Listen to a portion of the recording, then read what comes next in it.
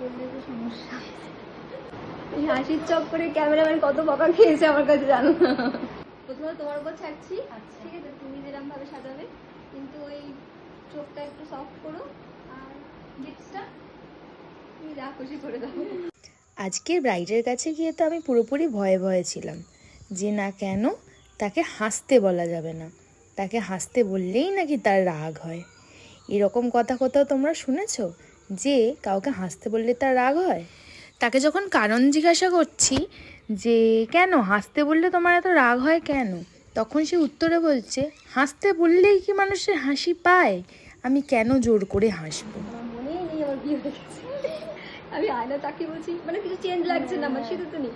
আর পরে মনে হয়েছে আমার সিঁদুরটা কোথায় গেল। স্বাভাবিক, এটা তো একদম সত্যি কথা যে হাসতে বললেই কি হুট করে হাসা যায়।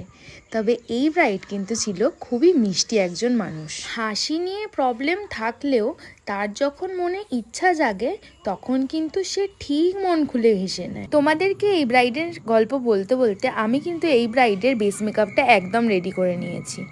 এইবার পালা হচ্ছে সেটাকে সেট করার। সেট করতে না করতে দেখি আমার রিং লাইটটা ঠিক মতন জ্বলছে না, তাই একটু লাইটের প্রবলেম হয়। নানা রকম গল্প আড্ডা ছলে গল্প করতে করতে হঠাৎ আমি এবার ব্রাইডকে বলে বসি তুমি এবার একটু স্মাইল করো, আমি ব্লাশ লাগাই। তখনই জানতে পারি এই কাণ্ড। বললে তো সমস্যা। হঠাৎ করে কি হাসি আসে বলো। এই হাসির চক্করে ক্যামেরাম্যান কত বকা খেয়েছে আমার কাছে জানো না।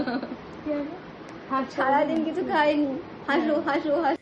তো এবার বেস মেকআপ ছেড়ে আমি আই মেকআপে আসি। ব্রাইডের একদমই একটা minimal I look with makeup চেয়েছিল, যেন ব্রাইডকে একদম সফট দেখতে লাগে, সেই অনুযায়ী কাজ করছিলাম। এবং ব্রাইড এতটাই হালকা মেকআপ চাইছিল যে সে আইল্যাশ পর্যন্ত পরতে চায়নি।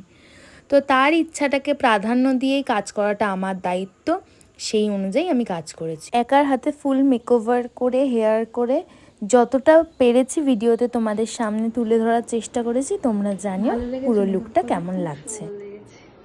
স্যাটিসফাইড? হ্যাঁ, ঠিক আছে, আরো ভালো কাজ করো।